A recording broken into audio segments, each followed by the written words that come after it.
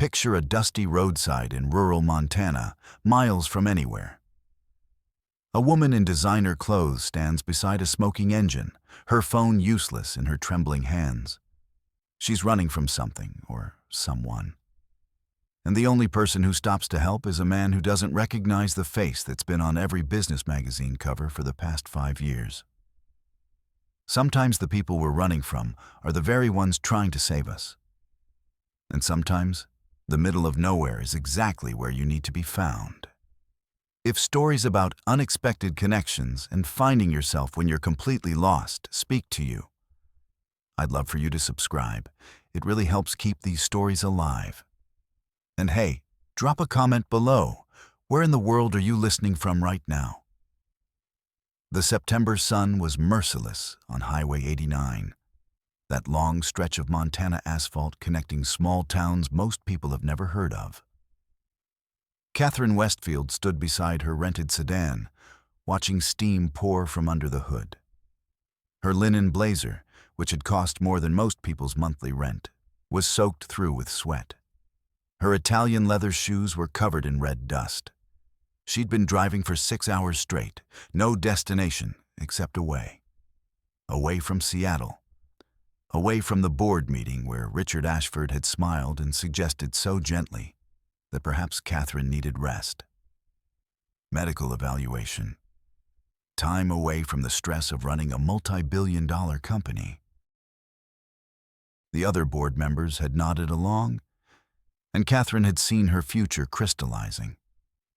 They were going to take everything. So she'd run.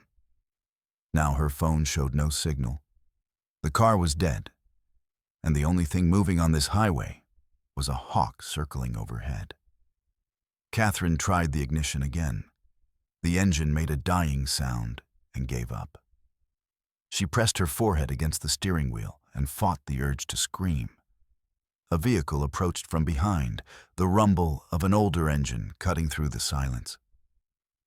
Catherine's heart seized. They'd found her already. She looked around frantically, but there was nowhere to run. Just endless prairie and distant mountains. The truck slowed and pulled onto the shoulder. It was old, American-made, wearing its dents like badges. Not the black SUVs that Ashford's security favored. Catherine breathed. A man stepped out, and Catherine's first thought was that he looked like he belonged here. Mid-30s, tall and lean, wearing jeans and a faded work shirt with rolled sleeves. His face was weathered by sun and wind, grease under his fingernails. He approached slowly, hands visible. "You look like you could use some help," he said. His voice was quiet, steady. Catherine ran calculations. Trust him or stay stranded. The sun was descending toward the mountains, and she had no idea how cold Montana nights got. She studied his face and saw only concern, no recognition. He didn't know who she was. "My name's Kate," she said, using her middle name. "And yes, I really need help." He nodded, walked to his truck, and returned with a toolbox. "Jack Thornton," he said, already moving toward her hood. Kate watched as Jack examined the engine with practiced focus. He didn't make small talk or ask invasive questions. His hands moved with confidence. "Radiator hose blew," he said finally. "Engine overheated bad. Can't fix it here. I've got a shop in Willow Creek, about 10 miles back. I can tow you there." Kate felt the world tilt. She couldn't stay anywhere long. How long would repairs take? Jack glanced at the engine, then at her face. Whatever he saw made his expression soften. "Parts won't come in until Monday. Today's Friday." 3 days. 3 days in one place where they could find her. But what choice did she have? "Okay," she said. "Thank you." Jack was already getting tow chains from his truck. As he worked, Kate allowed herself to really look at him. There was something solid about Jack Thornton, something that felt like bedrock after months of shifting sand. "All set," Jack said. "You can ride up front with me or stay in your car. Your choice." Kate was about to answer when she saw it. On the horizon, barely visible through the heat shimmer, a black SUV was approaching. Fast. Her breath stopped. It might be nothing. But every instinct screamed danger. "Can we go?" Kate heard herself say. Kate heard herself.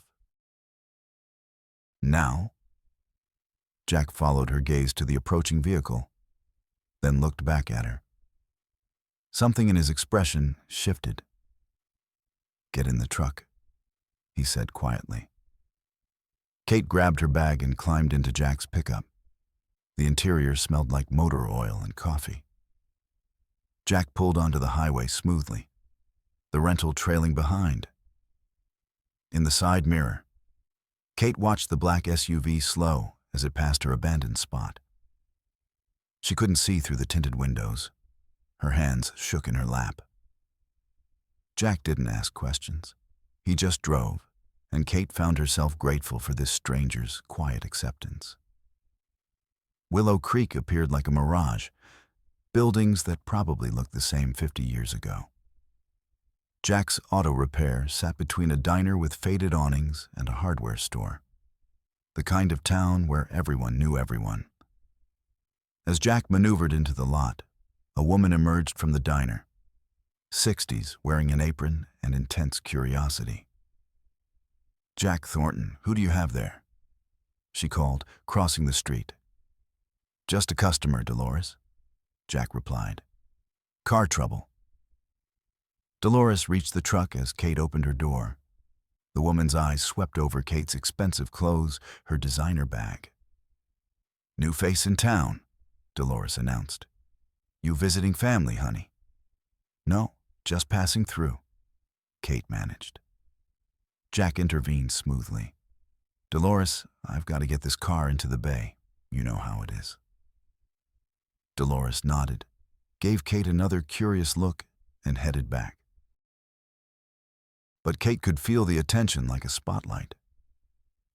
Jack led Kate into the shop's waiting area. Clean but worn, with chairs that had seen better decades. Everything was the opposite of Kate's usual world. "There's a motel 2 blocks over," Jack said. "Maggie runs it. She's discreet."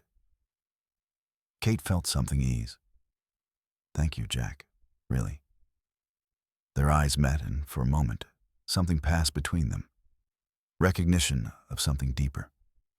They were both alone, both carrying weights they didn't talk about. "I'll get started tomorrow morning," Jack said, clearing his throat. Kate nodded, exhausted suddenly. "Jack, if anyone comes asking about me, a woman driving alone, would you tell them you saw me?" The question hung between them. Jack studied her face. "Depends," he said carefully. "Are you in some kind of trouble?" Kate opened her mouth to answer, but before she could form words, the bell above the door jingled. They both turned. A man walked in, wearing an expensive suit, completely wrong for rural Montana. He was holding a photograph. His eyes landed on Kate with predator precision. "Excuse me," he said, voice smooth. "I'm looking for someone. Perhaps you can help me." The man in the expensive suit extended his hand toward Jack, ignoring Kate entirely for the moment. "Marcus Webb," he said with practiced charm. "I'm a family friend trying to locate someone."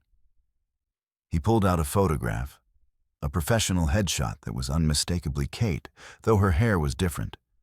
Pulled back severely, her expression guarded. "Have you seen this woman? She may be driving through the area, possibly disoriented." Jack took the photo, studied it carefully, then glanced at Kate. She had gone pale, her hands gripping the edge of the chair. Something in her eyes pleaded with him, a desperation that made Jack's instincts flare.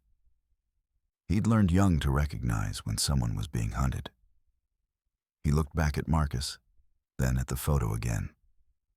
Haven't seen her, Jack said smoothly. But if she's in a rental car with a blown radiator, she won't get far. Try Fairfield, 20 miles north. More traffic through there. Marcus studied Jack's face for a long moment, his smile never wavering, but his eyes calculating. Interesting. Because her rental company GPS showed her last location was right about here. He paused. On Highway 89. Lot of highway out there, Jack replied evenly. Lot of cars break down, but I haven't seen her. Marcus nodded slowly, pulling a business card from his pocket.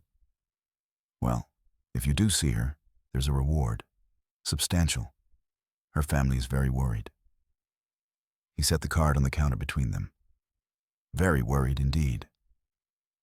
The threat hung in the air, unspoken, but clear. Marcus gave Kate one last look, his gaze lingering just a moment too long, then turned and walked out. Through the window, they watched him get into a dark sedan and pull away.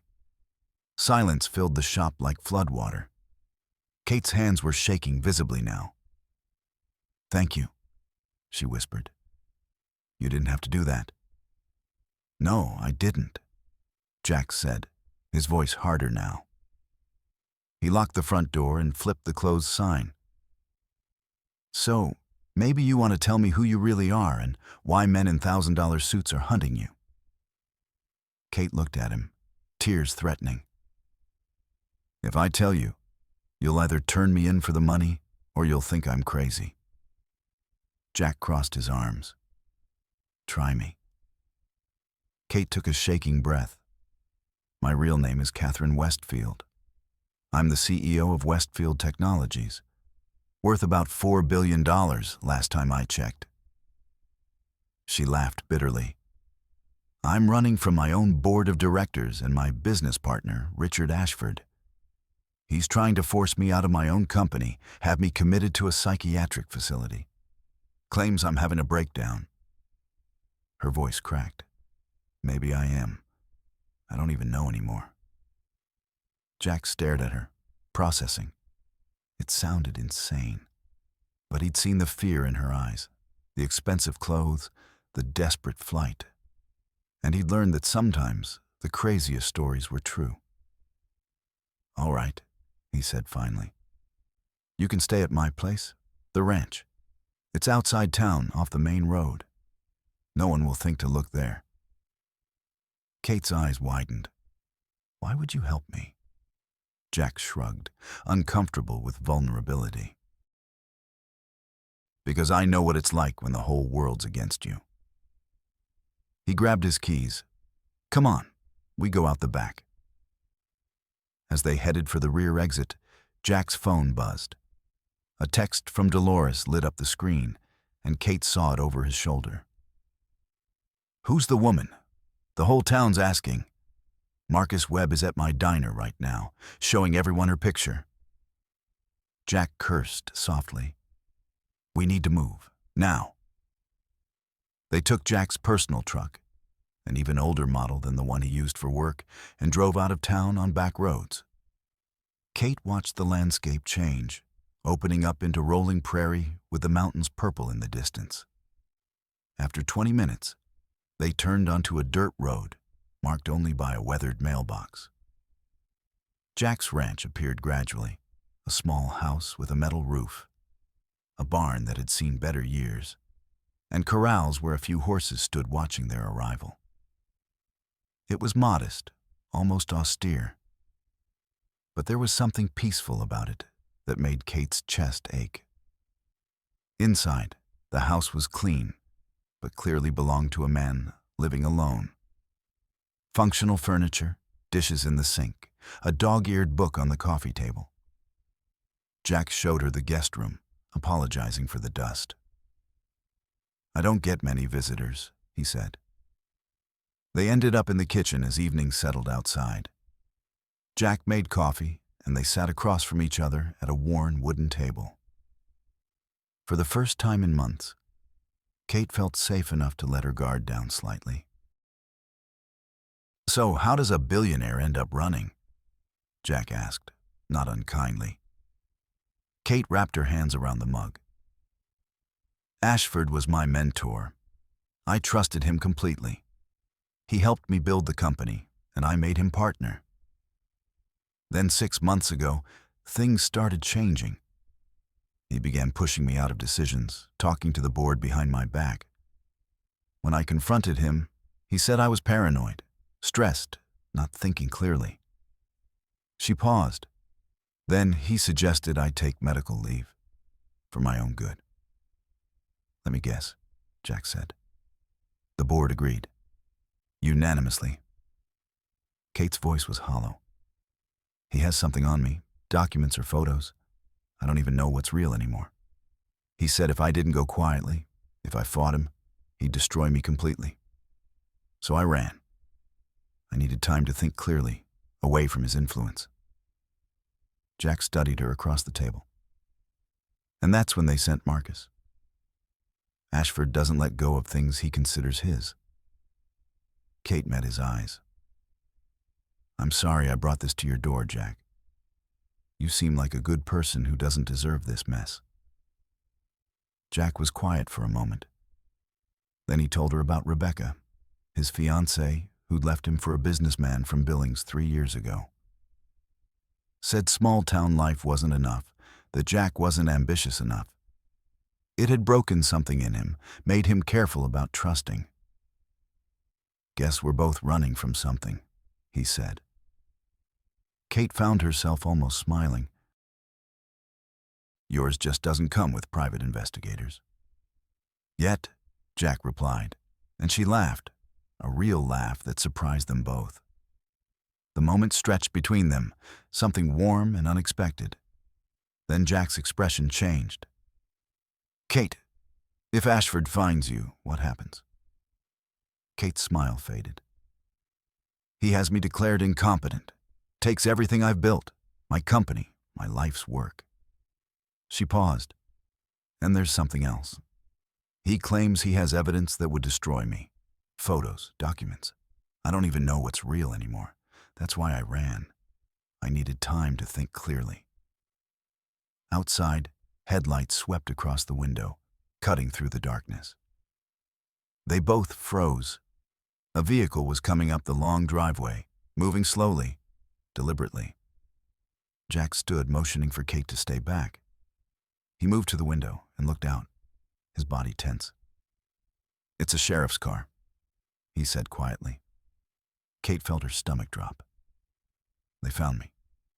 Maybe not. Jack turned to her. That's Tom Brennan. We went to high school together. He's a good man, but he's also the law. He paused. Hide in the bedroom. Let me handle this. Kate didn't argue. She grabbed her bag and disappeared down the hall, her heart hammering so hard she thought it might break through her ribs. She pressed herself against the bedroom wall, listening to Jack open the front door, hearing the low murmur of voices.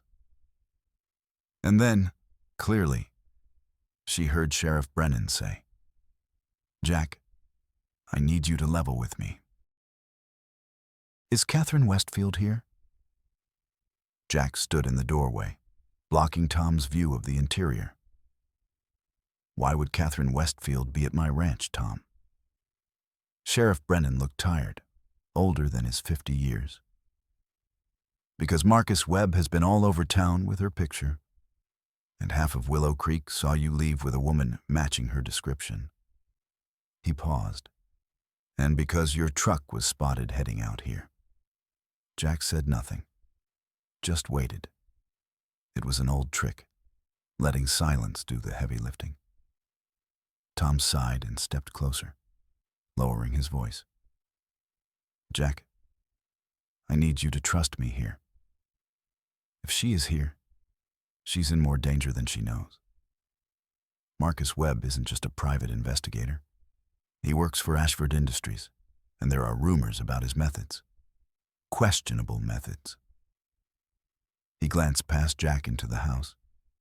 If he finds her out here, alone, with no witnesses, The implication hung heavy in the air.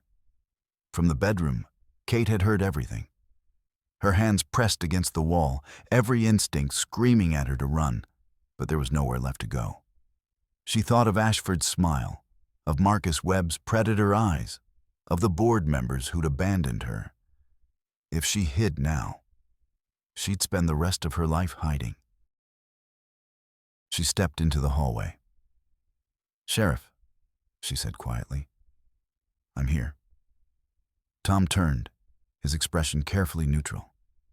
Jack looked like he wanted to protest, but Kate shook her head slightly. She walked into the living room, shoulders back despite her fear. "Ma'am," Tom said, studying her. "Officially, I've been told you're a missing person who needs medical attention, that your business partner is worried about your mental state." "And unofficially?" Kate asked, her voice steadier than she felt. Tom's expression softened slightly. "Unofficially, I knew Jack's father.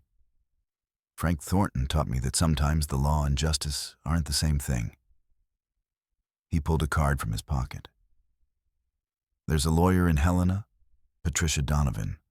She specializes in corporate malfeasance, takes on powerful people. If anyone can help you fight this, it's her." Kate took the card with shaking hands. "Why are you helping me?" "Because I've been a sheriff for 23 years, and I've learned to recognize when someone's running from danger versus running from consequences." Tom looked between her and Jack. "But you need to move fast. Webb has already talked to half the town. Someone will talk either for money or because they think they're doing the right thing." As if summoning it with words, Tom's radio crackled to life. A voice reported, "Sheriff, we've got a black SUV heading toward Thornton Ranch. 3 occupants, Marcus Webb and associates." The room went cold. Tom cursed under his breath. "How long?" he asked into the radio. "Maybe 10 minutes. They're moving fast." Tom turned to them, his face grim. "You two need to decide right now. Run or stand and fight." Kate's mind raced. She was tired of running, exhausted from months of looking over her shoulder.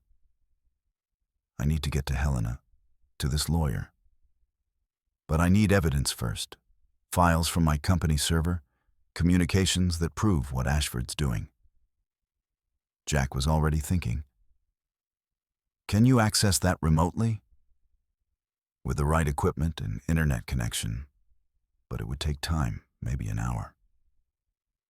"My friend Daniel runs an internet cafe in Fairfield," Jack said quickly. "He owes me a favor. We can get there, get what you need, then head to Helena." Tom nodded. "I'll slow Webb down, but I can only buy you maybe 30 minutes. After that, I've got no legal reason to hold him." He looked at Kate. "Whatever you're going to do it fast." They moved quickly.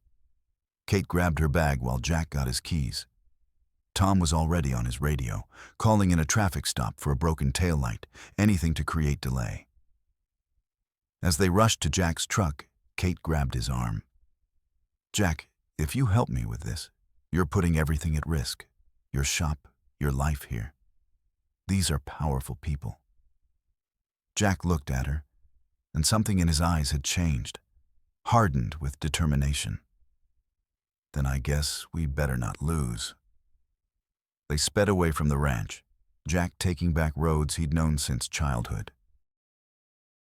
In the rearview mirror, Kate watched for headlights, but saw nothing yet. The Montana landscape flew past, darkening as the sun finally surrendered to the mountains.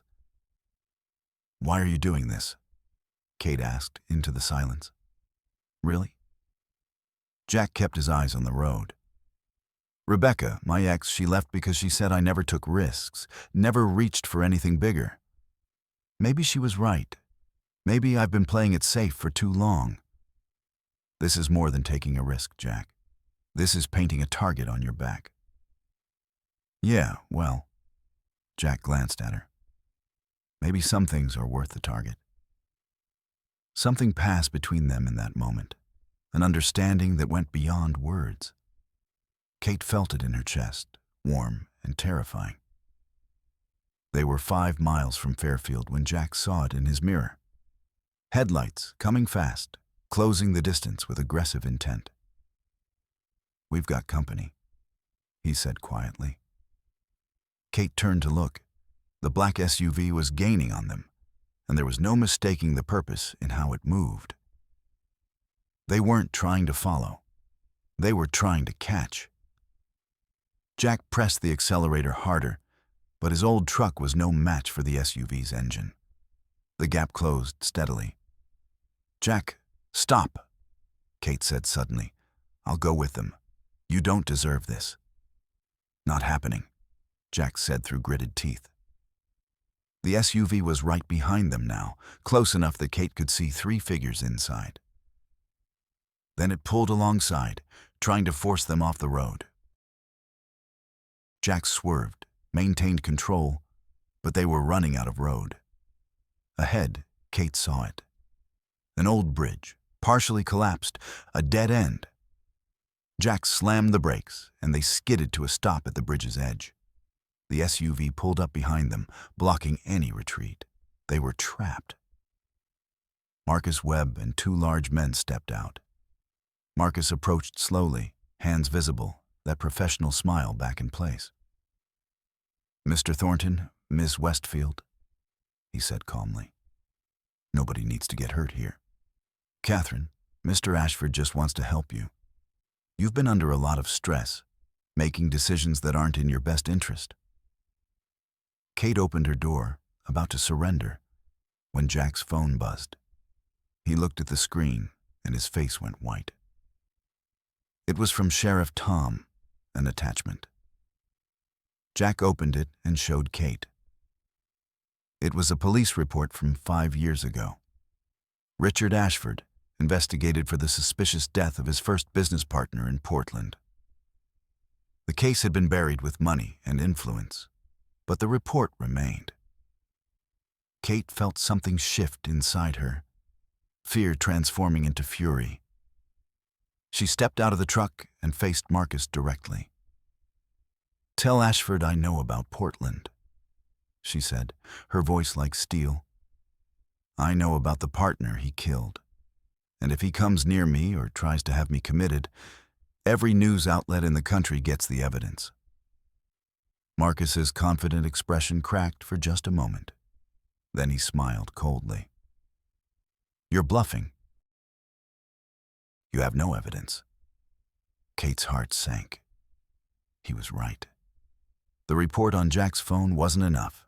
Not without corroboration, not without more proof. She'd shown her hand with nothing to back it up. Marcus took a step forward.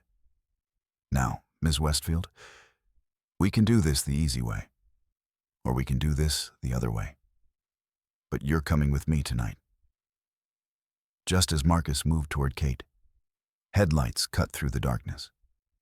Sheriff Tom's patrol car arrived with lights flashing, followed by 2 more patrol vehicles.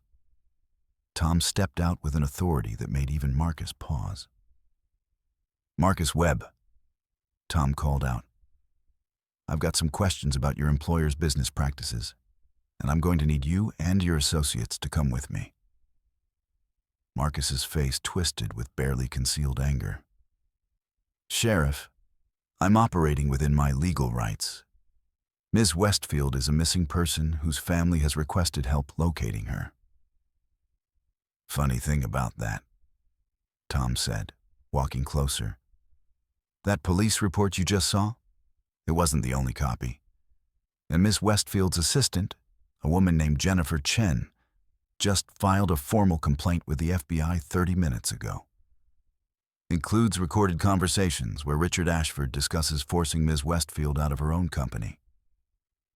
Kate's breath caught. Jennifer, her assistant of 10 years, quiet and efficient Jennifer, had been gathering evidence all along. Tom held out his phone. "Someone wants to talk to you, Ms. Westfield." Kate took it with trembling hands. "Jennifer?" Kate. The voice was warm and determined. I've been collecting evidence for months. I knew something was wrong. I'm with Patricia Donovan right now in Helena. We're filing an emergency injunction tonight. But Kate, you need to come in. You need to tell your story publicly. It's the only way to stop him. Kate looked at Jack, fear and hope warring on her face. I don't know if I can. After everything, I don't know if I'm strong enough. Jack stepped closer, his voice quiet but firm. Kate, you drove yourself hundreds of miles alone with no plan. You stood up to armed men on a dark road. You're stronger than you think. Something in his words reached through her fear. Kate nodded slowly, then spoke into the phone. I'll be there. Tell Patricia I'm coming. As Tom's deputies escorted Marcus and his men away, the threat in Marcus's eyes was clear. This wasn't over. But for tonight, Kate was free. 3 days later, Kate stood in Patricia Donovan's law office in Helena, Jack beside her. The lawyer was sharp-eyed and efficient, with files spread across her desk that represented months of Jennifer's quiet investigation. Evidence of Ashford's manipulation, his schemes to devalue the company while forcing Kate out, his history of intimidation.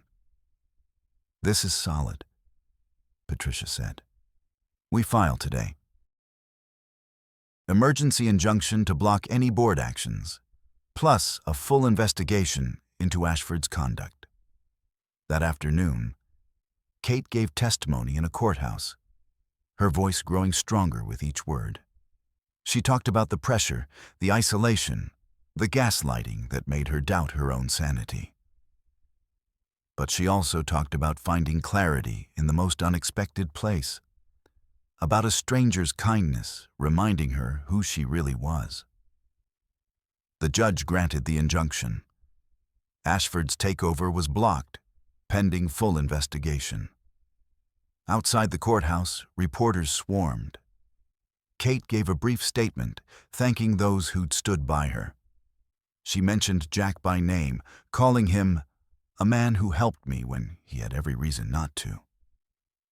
The cameras focused on Jack, standing awkwardly in his cleanest flannel shirt, looking like he wanted to disappear. As the crowd dispersed, Patricia pulled Kate aside, her expression grave. Kate, you won this battle. But Ashford has resources and connections. He'll come after you again, differently. And now everyone knows about Jack. He's visible, vulnerable. Kate's triumph turned to ice. She hadn't thought about that.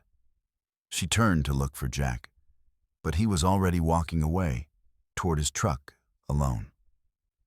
2 weeks later, Kate returned to Willow Creek, driving a new rental car.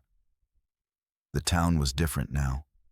People recognized her, treated her with a mix of awe and wariness. She found Jack at his shop, working on a car, grease on his hands, looking exactly like he had the day they met. Things were awkward between them. Jack's life had been invaded, reporters had come through town, his privacy shattered. But when she asked if he regretted helping her, he just shook his head. I'm glad you're okay, he said simply. Kate told him the company was secure, the board had voted Ashford out, she was back in control. She'd come to thank him properly, to offer him anything he needed. Jack wiped his hands on a rag, looked at her with those steady eyes. I don't need anything, Kate. I'm glad you're safe. That's enough. The distance between them felt enormous. Kate was about to leave, defeated, when Dolores appeared with half the town behind her. Now hold on just a minute, Dolores announced. Kate, we all saw the news. We know who you are, and here's what we think. You're welcome in this town any time. Jack Thornton is one of us, and you treated him like he mattered. In our book, that makes you good people, billionaire or not. The townspeople nodded, murmured agreement. Kate's eyes welled with tears, acceptance she hadn't expected, didn't feel she deserved. She turned back to Jack. I need to ask you something, and I need you to be honest. That night at your ranch, when we talked, did it mean something? Or was I just another person passing through? Jack was quiet for a long moment. Then he stepped closer. Kate, you're about the furthest thing from just another person I've ever met. But our worlds are so different. Our worlds are exactly what we decide they are, Kate interrupted. She reached into her bag and pulled out papers. I bought the old Henderson building on Main Street. I'm opening a satellite office here. Westfield Technologies is expanding into rural technology access programs. Someone told me once that sometimes the middle of nowhere is exactly where you need to be. Jack stared at her, hope and disbelief mixing on his face. You're staying? If you'll have me, Kate said softly. Not as a billionaire, not as a CEO, just as Kate. Jack didn't answer with words. He closed the distance between them and took her hand. It was a simple gesture, but it said everything. The afternoon sun broke through clouds, casting golden light across Main Street. Dolores wiped her eyes. Someone whistled. And Kate Westfield, powerful, brilliant, broken, and now whole, finally felt like she'd found home. The camera pulls back, showing the small town square, Jack and Kate standing together, surrounded by community. It wasn't a fairy tale ending. It was something better. It was real. And in that moment, standing in the middle of nowhere, Montana, Kate understood that sometimes you have to lose everything to find what actually matters.